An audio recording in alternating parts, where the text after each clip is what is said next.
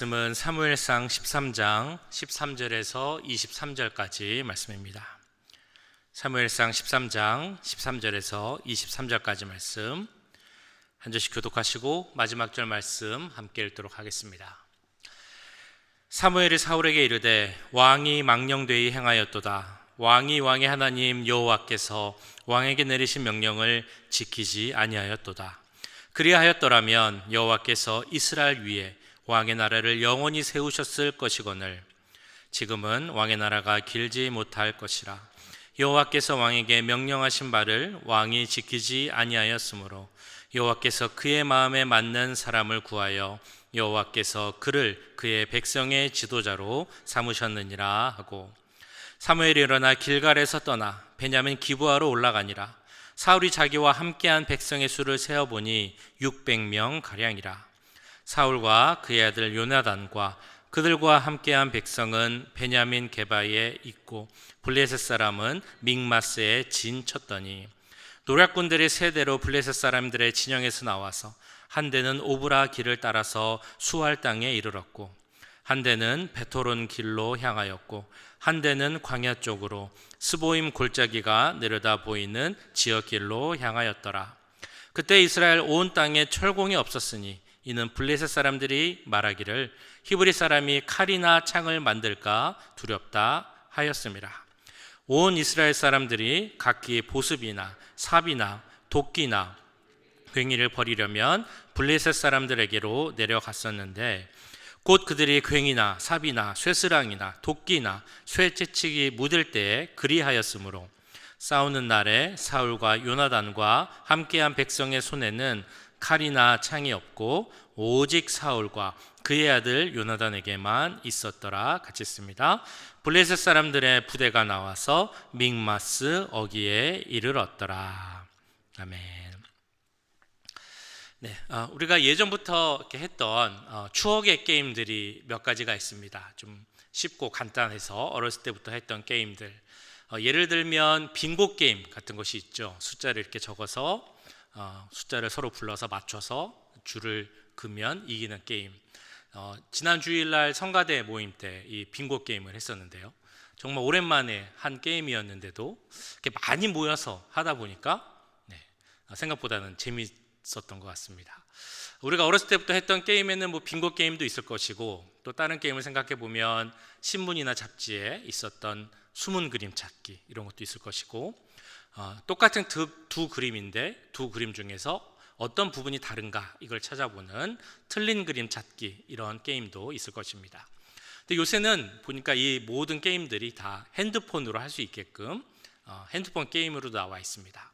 틀린 그림 찾기 같은 것도 다 핸드폰 게임으로 있어서 그걸 하면 두뇌를 사용하고, 그러다 보니까 기억력도 좋아지고 치매도 예방된다 뭐 이러면서 게임을 하는 경우를 본 적이 있습니다. 그래서 오늘 이런 비슷한 걸 한번 해보려고 하는데요. 제가 오늘 잠시 후에 그 사무엘상에 나오는 여러 말씀 몇 가지 장면을 설명을 드릴 것입니다. 그리고 그에 대한 그림도 보여드릴 건데, 그 그림에서 틀린 그림을 찾는 건 아닙니다. 대신 그 그림을 보면서 그 상황을 머릿속으로 이렇게 그려보시는 겁니다. 그러면서 각 상황에서 비슷한 점과 다른 점이 무엇이 있는지를 한번 생각을 해보시는 겁니다. 보통 사무엘상에 나오는 전쟁의 대상은 이제 블레셋이죠. 지금 보시는 장면은 그 블레셋과의 전쟁, 여러 전쟁에 나오는 장면들입니다. 먼저 그림을 보시면 이 내용은 사무엘상 4장에 나오는 내용입니다. 이 이스라엘과 블레셋이 전쟁을 하게 됐습니다. 그때 당시 제사장은 엘리 그리고 그 아들이었던 홈니와 비느하스가 전쟁을 하는 상황입니다. 이 그림을 보시면 어떤 장면이 생각이 나십니까? 전쟁이 아주 이스라엘에게 불리해졌습니다. 전세가 아주 안 좋은 상황이죠. 사람들이 이야기를 했습니다. 우리가 이렇게 전쟁에서 지는 이유는 하나님의 궤가 여기에 없기 때문입니다. 그러니까 우리가 하나님의 궤를 가져다가 이 전쟁터 사이에 가져다 두면 그 궤가 우리를 구원하여 이길 수 있을 것입니다 라고 이야기를 합니다. 그리고 그 말대로 홈니와 비느하스를 대표로 해서 제사장들이 이 하나님의 법궤를 들고 전쟁터로 오게 되죠. 그것이 바로 사무엘상 4장의 저 그림에서 보여지는 그런 장면일 것입니다. 말씀으로는 이렇게 나옵니다. 사무엘상 4장 3절 4절에 이렇게 나오고 있습니다. 백성이 진영으로 돌아오매 이스라엘 장로들이 이르되 여호와께서 어찌하여 우리에게 오늘 블레셋 사람들 앞에 패하게 하셨는고 여호와의 언약궤를 실로에서 우리에게로 가져다가 우리 중에 있게 하여 그것으로 우리를 우리 원수들의 손에서 구원하게 하자 하니 이에 백성이 실로에 사람을 보내어 그룹 사이에 계신 만군의 여호와의 언약궤를 거기서 가져왔고 엘리의 두 아들 홈니와 비느하스는 하나님의 언약궤와 함께 거기에 있었더라. 자, 두 번째 그림입니다. 자, 그림이 조금 이제 다른데요. 이 그림은 사무엘상 7장에 나오는 말씀을 배경으로 합니다. 이 전쟁에서 하나님의 법궤가 전쟁터로 갔지만 그 전쟁에서 블레셋에게 패하게 됩니다. 그리고 하나님의 법궤가 블레셋에게 뺏기게 되죠. 그러나 그 블레셋 사람들이 이 하나님의 궤를 감당하지 못하고 다시 돌려보내서 이렇게 돌아서 결국에는 기럇 여아림이라는 곳으로 돌아오게 됩니다. 근데 그곳에서도 20년 정도가 지난 후에야 이스라엘 백성들이 제 정신을 차립니다. 아, 우리가 잘못하고 있구나라고 하면서 하나님과의 관계를 회복하기 위해 노력을 하죠. 그래서 사무엘 선지자가 사람들을 미스바 광장으로 모읍니다. 그래서 거기서 함께 회개하며 기도하고 하나님과의 관계 회복하기를 힘씁니다. 그런데 이스라엘 백성들이 이 미스바 광장에 모여있다는 이야기를 듣고 블레셋 사람들이 그들을 이스라엘 공격하기 위해서 쳐들어옵니다. 그래서 이스라엘 백성들이 이 사무엘 선지자에게 부탁을 하죠. 우리가 너무 두렵고 무섭습니다. 이 전쟁을 이기기 위해서 하나님께 도와달라고 기도해 주십시오 라고 부탁을 하게 됩니다.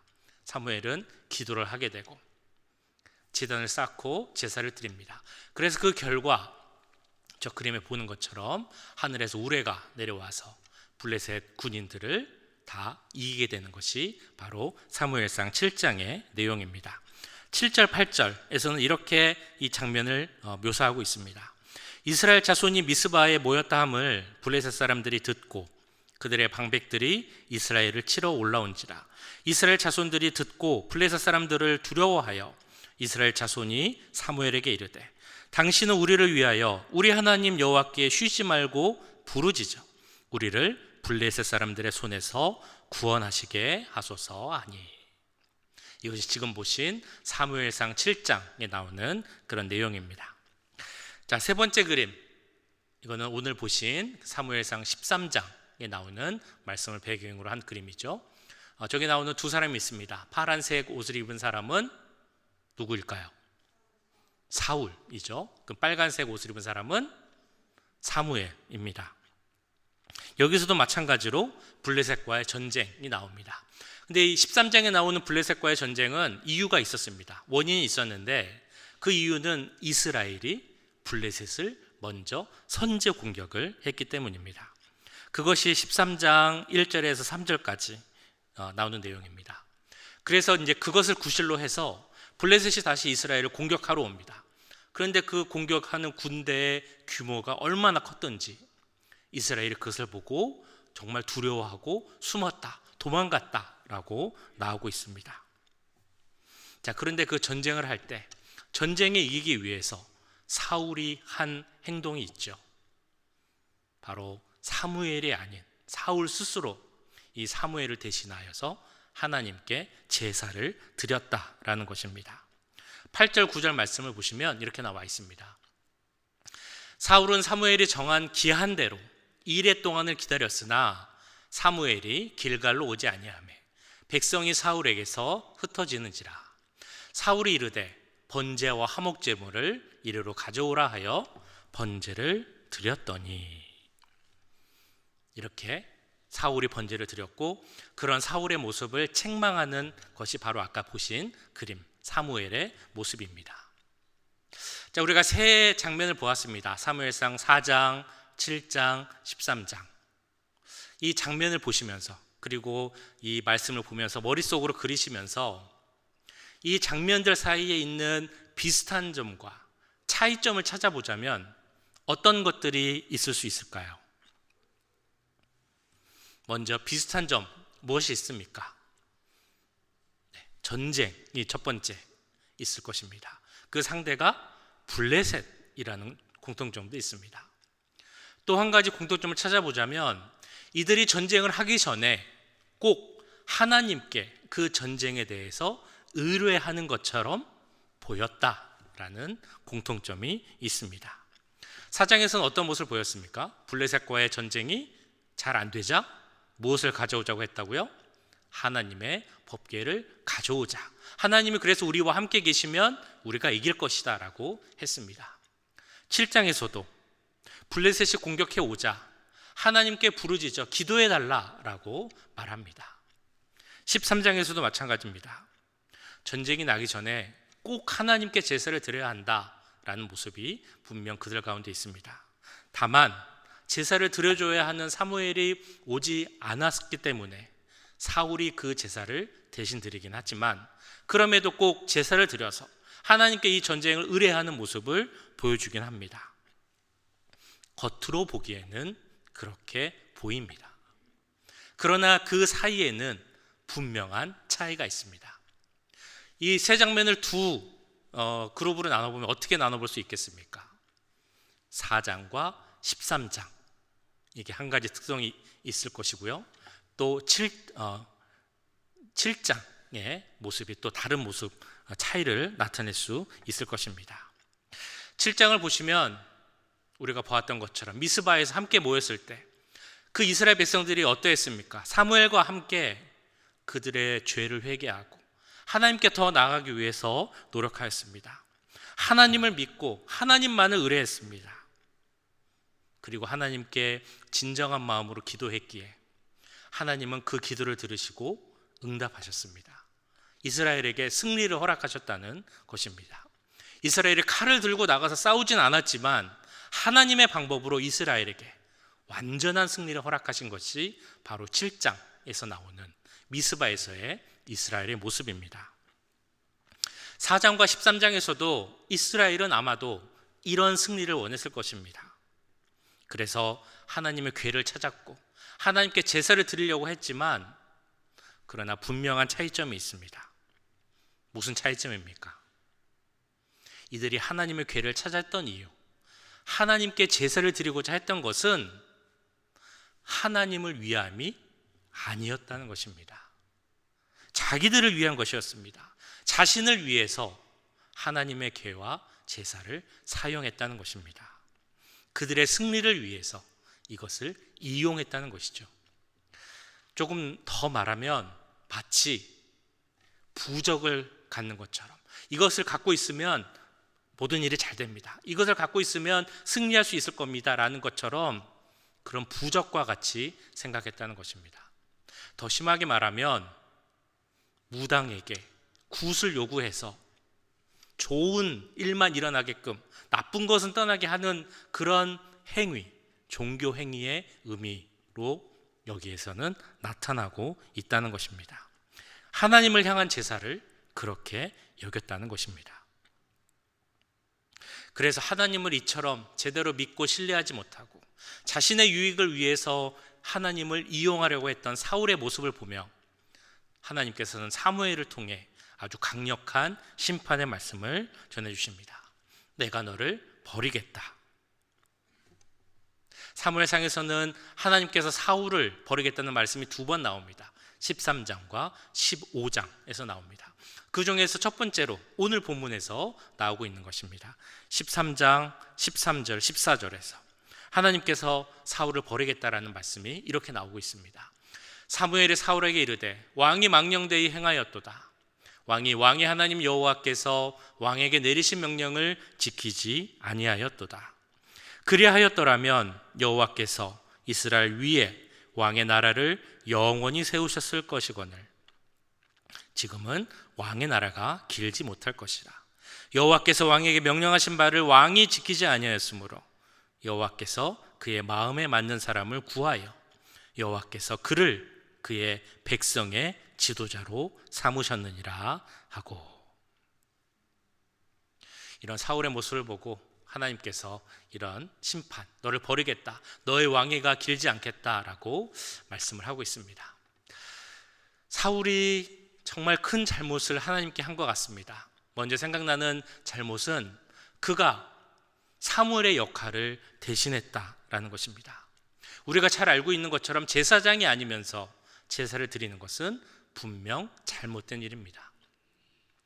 근데 오늘 말씀을 천천히 보면서 사울의 입장을 보면 어느 정도 이해되는 부분이 있긴 합니다. 상황이, 눈앞에 보이는 상황이 이렇습니다. 전쟁이 이제 막 시작되려고 합니다. 그런데 전세는 아주 불리한 상황입니다. 이 상황을 우리가 뒤집기 위해서 꼭 필요한 것이 있는데 바로 우리 군인들의 사기를 북돋는 것입니다. 이스라엘 백성들의 사기를 북돋는 가장 좋은 방법은 하나님께 제사를 드리며 하나님이 우리와 함께 하신다, 그것을 알려주는 것입니다. 그런데 사무엘이 빨리 와서 제사를 드려야 되는데 7일 만에 온다고 분명히 약속을 했는데 이 사무엘이 오지 않는 것입니다. 그럼 어떻게 해야 합니까? 제사를 드리긴 드려야 되는데. 그래서 사무엘이 선택한 것은 내가 드리겠다라는 것입니다. 안 드리겠다 보다는 낫지 않겠는가라는 생각이 있을 수도 있습니다. 내가 대신해서 제사를 드리겠다라고 합니다. 근데 참 이상하게도, 얄궂게도 이 사울이 그런 마음을 먹고 화목제와 번제를 드리니까 딱 그때 사무엘이 나타납니다. 마치 이렇게 기다리고 있다가 제사 드리면 내가 나타나겠다라고 한 것처럼, 그것은 아닐 텐데도 바로 그 순간, 제사를 드릴 순간 사무엘이 도착을 하게 됩니다. 그러면서 아까 보신 13절, 14절 말씀을 하게 되는 것입니다. 사울이 사무엘을 대신해서 제사를 드린 이 잘못, 분명 잘못이지만 이 한 번의 잘못이 하나님께 버림을 받을 정도로 정말 그렇게 큰 잘못인가 생각을 해봅니다. 이 모습을 보면 우리 하나님은 정말 무섭고 냉정한 그런 하나님으로 보이기도 합니다. 이처럼 이해할 부분이 있는 것처럼 보이는데도 하나님을 보면 하나님은 정말 크게 분노하고 계십니다. 그리고 사울을 버리기로 합니다. 거기에는 분명한 사울의 잘못이 있기 때문입니다. 먼저 사울이 잘못한 것은 단순히 제사장을 대신했다, 여기서 그치는 것이 아닙니다. 사울의 잘못은 제사를 멸시했기 때문입니다. 그리고 제사장도 멸시했고, 제사와 제사장을 멸시했다라는 것은 더 나아가 하나님을 멸시했다라는 의미가 됩니다. 하나님 말씀을 듣지 않고 불순종했다는 의미도 있습니다. 그는 왕이었습니다. 하나님 말씀을 듣고 또한 제사와 모든 것을 순종하는 본을 보여야 하는데 왕이면서도 그러한 본을 보이지 못했다는 것입니다. 그렇게 하나님께서는 이 사울에게 분노하셨던 것입니다. 뿐만 아니라 하나님은 이 사울의 마음의 중심, 그 근본을 보셨기에 또한 하나님은 사울에게 화를 내셨습니다. 왜 사울이 기다리지 못하고 스스로 제사장의 역할을 하면서 제사를 드리려 했을까요? 그것은 아마도 그 마음속에 불안함이 있었기 때문일 것입니다. 그 불안함을 이겨내기 위해서 스스로 제사를 한 것입니다. 그런데 사울의 마음이 불안했다라는 것은 다른 말로 하면 그 마음 가운데 하나님을 향한 신뢰가 없었다라고 말할 수 있습니다. 불안함을 이기기 위해서 신뢰하지 못하는 하나님을 대신해서 내가 해야겠다, 이 마음이 사울의 마음의 중심에 있었다는 것입니다. 하나님은 그러한 사울의 중심을 아셨기에 그러한 사울을 보면서 내가 이 자를 버려야겠다라는 생각을 하셨다는 것입니다. 사울에게 있어서 제사가 어떤 의미였겠습니까? 우리가 보통 생각하는 하나님에 대한 충성, 하나님에 대한 헌신, 하나님을 섬기고 하나님과 교제하는 것, 이런 의미가 사울에게는 없었다는 것입니다. 다만 전쟁을 이기기 위해서, 그리고 내 군사들을, 그 군사들의 사기를 진작시키기 위한 그런 하나의 절차, 요식행위에 불과했다는 것을 알 수 있습니다. 이 내용은 이 앞에 나오는 12절 말씀을 통해 이렇게 볼 수 있습니다. 이에 내가 이르기를 블레셋 사람들이 나를 치러 길갈로 내려오겠거늘 내가 여호와께 은혜를 간구하지 못하였다 하고 부득이하여 번제를 드렸나이다 하니라. 이 말은 자신을 책망하는 사무엘에게 사울이 한 말입니다. 내가 은혜를 간구하지 못하였기 때문에 부득이하게 번제를 드렸다. 한국말로 보면 큰 문제가 없는 것 같습니다. 은혜를 구하기 위해서 번제를 드렸다라는 것입니다. 근데 이 원어를 보면 은혜를 구했다라는 그 단어의 원뜻에 누군가를 달래다 이런 의미가 있다고 합니다. 그러니까 이 사울이 드렸던 제사는 하나님의 도우심을 바라는 제사였을 것입니다. 그런데 그 하나님을 도우심을 바라는 그 마음이 하나님이 나의 구주시고 나의 하나님이시기에 내가 의지합니다 이런 마음이었다는 것이 아닙니다. 그냥 하나님을 달래서 나에게 도움을 줄 자로, 나를 도와줄 자로 정도로만 생각을 했다라는 것입니다. 그러니까 사울에게 있어서 제사는 그냥 요식행위가 됐다는 것입니다. 실제로 하나님을 예배하는 마음이 없으면서도 보여주기 위한 그런 제사를 드리게 된 것입니다. 그렇기에 그런 모습이 사울에게 있었기에 하나님은 이 사울을 버려야겠다라고 생각하신 것입니다. 그런데 앞에 말씀을 보면 사울의 삶에서 이미 하나님을 멸시하고 제대로 제사를 드리지 못하는 모습을 우리는 볼 수 있습니다. 오늘 13장 앞부분인 1절에서 3절을 보시면 이렇게 나와 있습니다. 사울이 왕이 될 때 40세라 그가 이스라엘을 다스린 지 2년에 이스라엘 사람 3,000명을 택하여 그 중에서 2,000명은 자기와 함께 믹마스와 베들산에 있게 하고 1,000명은 요나단과 함께 베냐민 기브아에 있게 하고 남은 백성은 각기 장막으로 보내니라. 요나단이 게바에 있는 블레셋 사람의 수비대를 치매 블레셋 사람이 이를 들은지라. 사울이 온 땅에 나팔을 불어 이르되 히브리 사람은 들으라 하니. 네, 여기를 보시면 그 오늘 말씀의 배경이 나오고 있는데요. 사울이 왕이 된 지 2년이 지났다고 했습니다. 근데 그 당시는 어떤 상황이었느냐? 사울이 왕이 되긴 했지만 이스라엘 가운데 왕정 체제가 완전히 자리를 잡지 못했습니다. 그러니까 그 이스라엘의 군사 제도도 아직 자리를 잡지 못한 상황이었습니다. 그것을 어떻게 알 수 있냐면 블레셋과의 관계에서 알 수 있는데요. 이스라엘이 블레셋의 어떤 속국은 아니었지만 큰 영향을 받으며 지배를 받고 있었습니다. 그것을 알 수 있는 것은 이스라엘 영토 안에 블레셋 사람들의 군대, 수비대가 있었다라는 것을 통해 알 수 있습니다. 이스라엘은 말씀드렸던 것처럼 제대로 된 군사 체제가 아직 없었습니다. 그래서 무슨 일이 생기면, 즉 남의 나라가 침략을 해오면 그제서야 사람들을 모으고 군사를 모아서 그 침략자들과 전쟁을 합니다. 우리가 사사기를 통해 보면 알 수 있는 것처럼 사사들이 문제가 생기면 사사가 일어나서 이스라엘 백성들을 모으고 군사로 해서 전쟁에서 이기는 모습을 많이 보게 됩니다. 그런 제도가 그때까지도 남아 있었다는 것입니다. 그런데 이 사울이 왕이 되어서 이제 군인 제도를 만들게 된 것입니다. 처음으로. 그래서 3,000명을 모았다라고 지금 나오고 있죠. 그래서 2,000명은 사울 왕이 데리고 있고 나머지 1,000명은 아들이었던 요나단이 베냐민 기브아라는 곳에서 데리고 있게 했습니다. 근데 여기서 멈추는 것이 아니라 이 요나단과 있었던 1,000명의 군사들이 이스라엘 땅 안에 있었던 블레셋 군인들을 공격하게 된 것입니다. 이게 오늘 말씀의 배경인데요. 자, 이런 요나단과 그 이스라엘 군인들의 모습을 보면 어떤 생각이 드십니까? 이스라엘 땅 안에 들어온 블레셋을 공격한 사울과 그 군사들. 사실 이것만 보면 전혀 문제될 것이 없습니다.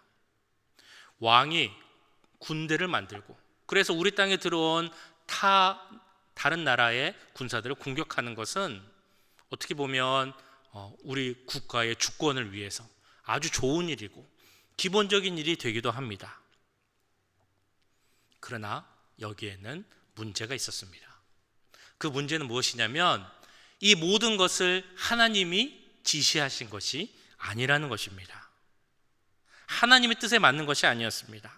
이는 다만 이런 어떤 군사적 도발, 모험, 전쟁을 통해서 자신의 왕권을 강화하려고 했던 사울의 인간적인 생각에서 나온 그런 모습들이었습니다. 그러니까 사울이 왕이 되고 2년 동안 어떤 일들이 있었는지는 나오진 않지만 사울은 그 2년 동안 변했다라는 것입니다. 하나님을 보지 않고 자기 생각을 위주로 하는 사람이 되었다라는 것이죠. 원래는 겸손하고 순종한 사람으로 우리가 잘 알고 있는데 그 2년 동안 무슨 일이 도대체 일어난 것인지 변해서 하나님을 따르지 않고 말씀을 듣지 않고 예배하는 삶을 살지 않는 그런 사람이 되었습니다. 그래서 뒷장인 14장 35절에 보시면 이런 말씀이 나옵니다. 사울이 여호와를 위하여 제단을 쌓았으니 이는 그가 여호와를 위하여 처음 쌓은 제단이었더라. 왕이 되고 2년이 넘는 시간이 지났는데 제단을 쌓지 않았다는 것입니다. 이것을 통해 보자면 그 기간 동안 사울은 제대로 된 하나님에 대한 예배, 하나님에 대한 교제, 순종의 삶 이런 것들이 없었다라고 충분히 생각할 수 있을 것입니다. 다만 내가 생각대로 인간의 방법대로 전쟁을 해서라도 내 왕권을 세우겠다. 이것이 사울이 갖고 있는 생각이었습니다. 그러니까 이런 모습들이 계속되다 보니까 이 전쟁에서도 그런 경솔한 모습이 나오게 된 것입니다. 진정한 마음으로 제사를 드리려는 것이 아니라 그냥 요식행위로 생각을 한 것입니다. 그렇게 생각을 했으니까 사무엘이 오지 않아도 내가 드리면 되지 무엇이 문제인가 라는 생각이 사울의 마음 가운데 생기게 된 것이죠. 나중에 다윗이 한 말입니다만 전쟁은 하나님께 속한 것이다 라고 다윗이 고백합니다. 전쟁은 하나님께 속한 것이다 라는 그 말뜻의 의미는 우리가 전쟁을 하기 전에 하나님 앞에 제사 드리면 된다. 그런 행위를 하면 하나님이 전쟁에 함께 하셔서 승리하게 해주신다. 그런 의미가 아닙니다. 하나님을 신뢰하고 진정한 마음으로 하나님을 의지하며 나아가는 자만이 하나님께서 도우시는 그 도움을 받고 그가 싸우는 전쟁을 하나님이 주관하셔서 승리하게 하신다라는 그런 말씀입니다. 사울은 그런 마음으로 나아가지 않았다는 것이죠. 그런 모습을 보았기에 사무엘은 그 사울에게 왕이 망령되게 행하였습니다 라고 이야기하고 있는 것입니다. 그렇기에 왕은 그 왕위가 오래가지 못할 것입니다 라는 하나님의 말을 전하게 된 것입니다. 이런 사울의 모습을 보면서 우리의 삶과 우리의 예배를 생각해 보기 원합니다. 쭉 설명드렸던 이런 사울의 모습 중에 이해되는 부분이 있으십니까? 어찌 보면 좀 이해되기도 한다 라고 생각하시면 안 됩니다. 그런 생각이 드시면 안 됩니다. 우리는 신앙생활을 하면서 이런 어떤 신앙의 행동을 합니다. 믿음 생활을 하니까 필요한 모습들이 있겠죠. 그런 것을 우리가 분명할 것입니다. 그런데 때로는 그런 신앙의 행동이 하나님을 위해서 하는 것이 아니라 내 마음의 안심을 위해서 할 때도 있을 수 있다는 것입니다. 하나님을 신뢰하기 때문에 하는 것이 아니라 내 마음의 평안을 위해서 하는 경우가 있을 수 있다라는 것입니다. 특히 예배에 있어서 그렇습니다. 예배를 드릴 때 어떤 내 마음을 위하여서 나를 위해서 할 수 있다라는 것이죠. 그래서 이렇게 생각을 해봐야 됩니다. 주일 예배를 나올 때 우리는 어떤 마음으로 나오고 있는가? 지금 이 시간 수요 예배를 나오실 때 어떤 마음으로 나오고 있으신지, 아니 더 기본적으로 예배는 무엇이라고 생각하시는지 같이 생각해 보면 좋겠습니다. 예배는 무엇입니까? 아마 머릿속으로 다 생각하시는 답이 있으시겠죠? 그런데 그 답을 하실 때 중요한 것이 있습니다. 꼭 기억하셔야 할 것은 예배의 출발점, 주어가 누구냐 라는 것입니다. 내가 은혜 받기 위해서 예배 드립니다. 내가 마땅히 할 일이니까, 내가 예배 드려야 하니까 예배 드립니다 라고 한다면 어떻습니까? 이 말이 맞는 말일까요? 틀린 말일까요? 이 말은 틀린 말이어서 절대로 사용하면 안 됩니다 라고는 말하지 않습니다. 이 말도 틀린 말이라고는 할 수 없습니다. 그런데 문제는 예배의 진정한 의미를 알기 위해서 그 주어가 무엇이 되어야 하는가는 우리가 분명 생각해 보아야 할 것입니다. 우리가 이렇게 예배를 드릴 수 있는 것은 하나님께서 우리를 부르셨기 때문입니다. 우리는 원래 예배에 나올 수 없는, 이 자리에 설 수 없는 그런 자격 없는 죄인입니다. 그럼에도 우리를 불러주시고 은혜 주시고 죄 용서해 주시고 자녀 삼아 주셨기에 우리는 그 부르심에 응답하여서 이 자리에 나올 수 있게 된 것입니다. 그렇다면 이 예배는 나가 주어가 되는 것이 아니라 하나님이 주어가 되어야 됩니다. 오직 하나님을 위한 예배가 하나님이 기뻐하시는 진정한 예배가 될 수 있다는 것입니다. 혹시라도 나를 위하여서 안 나오면 마음이 뭔가 좀 찜찜하니까, 아니면 내가 직분자니까 그래서 예배를 드려야 한다라고 생각했다면 그 출발점이 잘못되었다라는 것을 우리가 꼭 알아야 합니다. 그리고 오늘 사울의 모습은 우리가 드리는 이런 공적 예배뿐만이 아니라 삶에서의 예배의 중요성도 다시 한번 깨닫게 해줍니다. 사울이 오늘 말씀을 보셨던 것처럼 그 전쟁을 앞선 제사에 있어서 망령당 활동을 했던 것은 그 어떨 수 없는 상황 속에서 이 사울이 우연히 한 번의 실수를 한 것이 아님을 우리는 나누었습니다. 이미 그의 삶이 하나님에게서 멀어져 있었기에 그 모든 것이 쌓여서 이 전쟁 가운데서도 그런 실수를, 잘못을 하게 된 것입니다. 이는 우리에게도 교훈을 줍니다. 잘 아시는 말씀이 있죠.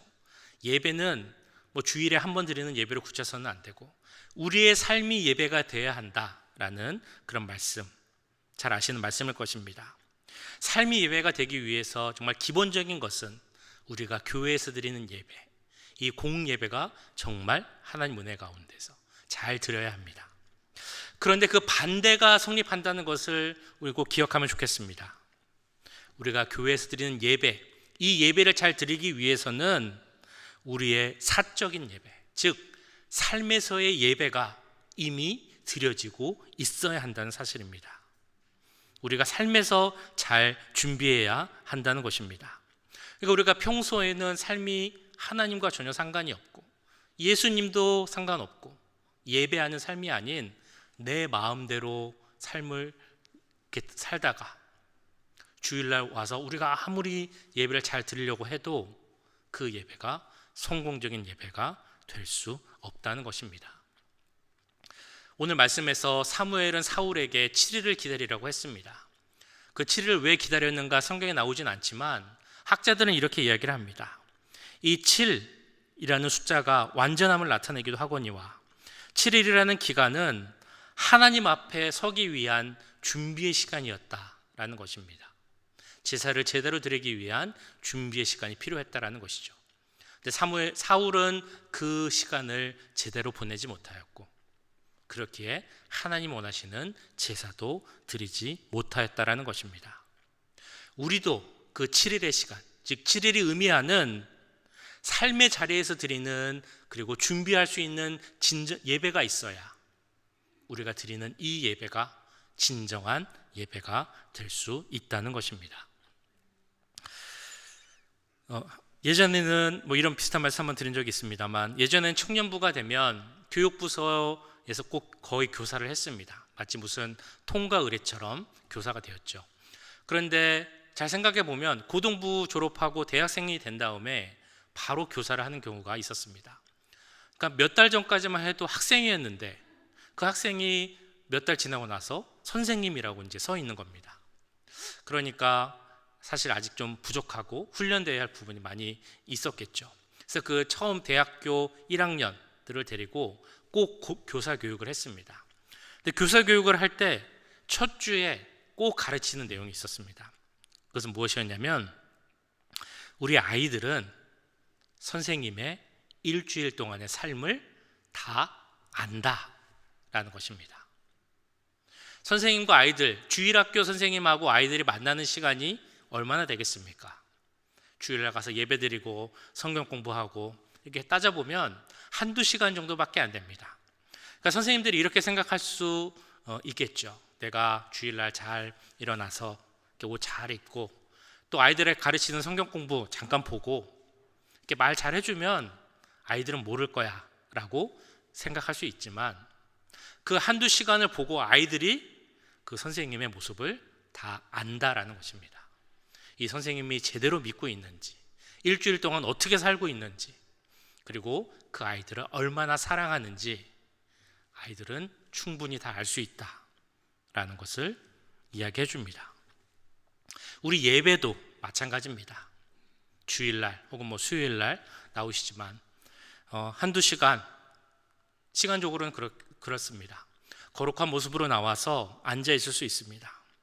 사람들이 보기에는 모를 수도 있습니다. 중요한 것은 하나님은 아신다라는 것입니다.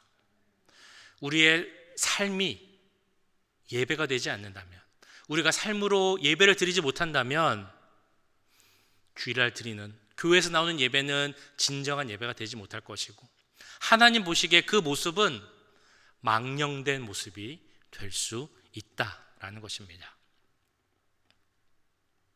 한 번은 권사님께서 이런 질문하셨습니다.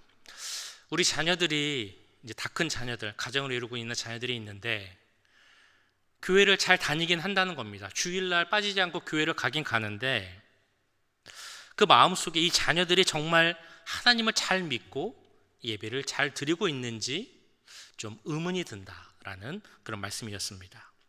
혹시라도 그 자녀들이 아직 예배를 잘 드리고 있지 못하다면, 교회는 가고 있지만 하나님을 제대로 믿지 않고 있다면 내가 뭐라고 이야기를 해줘야 됩니까? 라고 질문하신 적이 있습니다.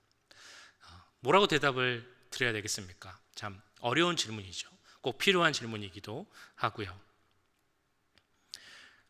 첫 번째 질문에 대해서는 이렇게 생각을 했습니다. 그들의 삶의 모습을 보면 그들이 교회만 다니고 있는지 아니면 정말 하나님 믿고 예배드리는 삶을 살고 있는지 알 수 있을 거다라고 말씀을 드렸습니다. 우리가 보면 알 수 있잖아요. 일주일 동안 삶이 나를 중심으로 하는 삶인지 하나님을 중심으로 하는 삶인지, 내가 하나님께 얼마나 시간을 쓰고 얼마나 나의 에너지를 사용하고 있는지, 그것만 봐도 우리가 하나님을 얼마나 예배하고 있는지 알 수 있다라는 것입니다. 우리는 삶에서 진정한 예배자가 되기 위해서 노력해야 할 것입니다. 우리의 모습을 돌아보기 원합니다. 우리는 하나님 앞에 어떤 예배자로 서고 있는지, 하나님 앞에서 여러분들은 어떤 예배자십니까? 우리 삶에서 우리 살아가는 모습은 하나님 보시기에 어떤 예배를 드리고 있습니까? 그 삶과 이어지는 우리가 이 자리에서 드리는 예배는 하나님 보시기에 어떤 예배입니까?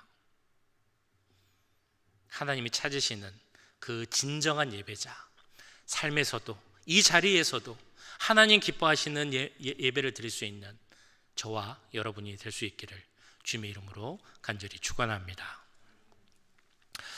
네, 우리 아까 하셨던 찬양 우리 한번 하고 잠깐 기도하면 좋겠습니다. 주를 위한 이곳에 예배하는 자들 중에 그를 찾는 이 없어 슬퍼하시네 라는 찬양 같이 찬양하도록 하겠습니다.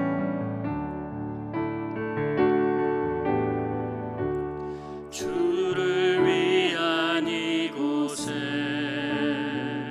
예배하는 자들 중에 그가 찾는 이 없어 주님께서 슬퍼하시네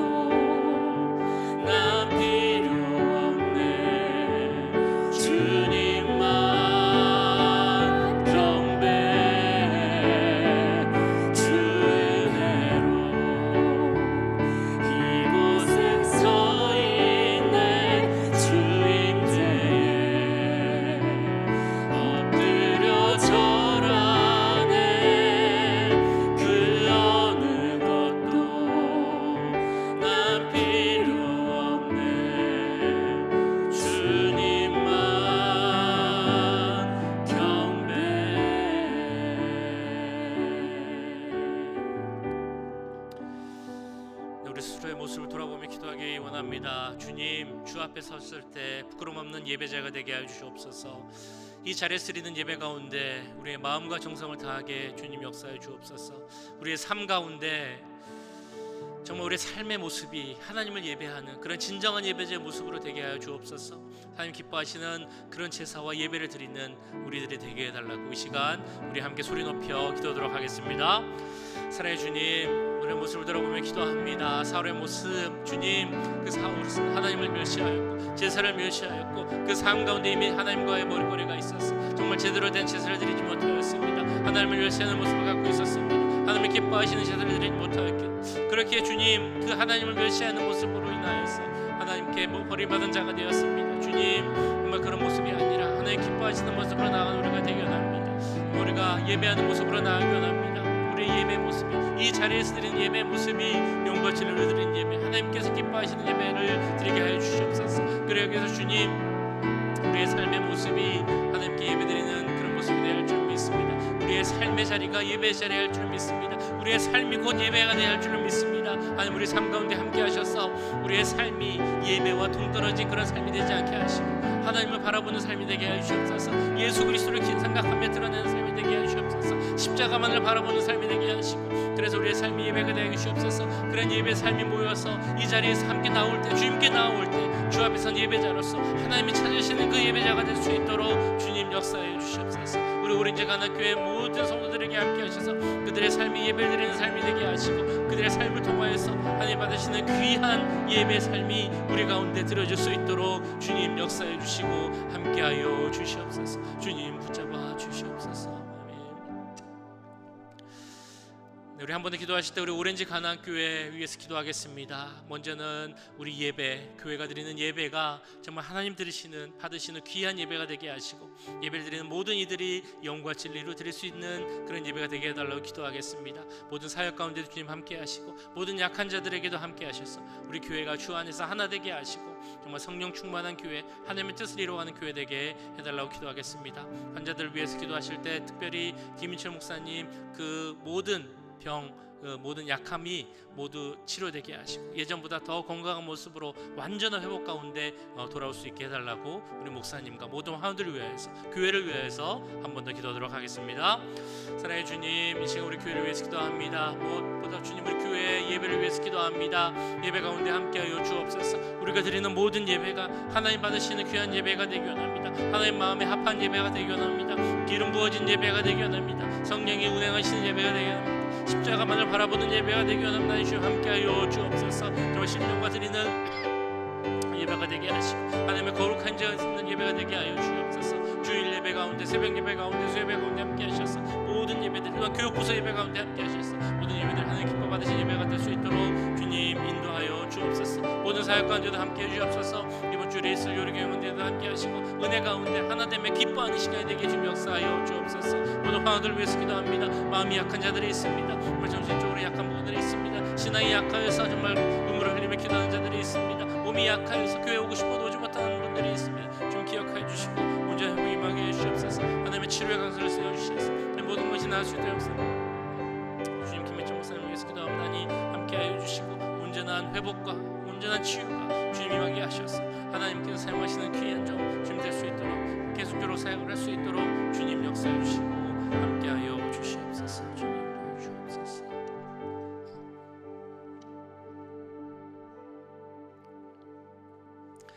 사랑해 주님 감사합니다. 오늘 말씀 또한 사울의 모습을 보면서 진정한 예배자의 모습을 살펴보게 하심을 감사드립니다. 우리 모두가 하나님 앞에 선 진정한 예배자가 되기 원합니다. 하나님 찾으시는 그러한 예배자가 되기 원합니다. 우리의 마음과 정성을 다해 영과 진리로 예배드리는 자가 되게 주님 역사하여 주시옵소서. 무엇보다 우리의 삶 가운데, 삶에서 주님을 예배하는 그런 모습들이 우리 가운데 나타나기 원합니다. 일주일 동안 또한 세상 가운데 살 때 주님을 잊고 그렇게 사는 것이 아니라 매일매일 삶 가운데 우리의 그 삶의 자리에서 하나님을 바라보고 하나님과 동행하는 그런 귀한 예배로서의 삶을 살아가는 우리 모두가 될 수 있도록 주님 역사하여 주시옵소서. 우리가 그러한 삶을 살고 우리가 함께 이 자리에 모여서 예배 드릴 때 그 예배가 하나님께서 기쁘게 받으시는 귀한 예배가 될 줄 믿습니다.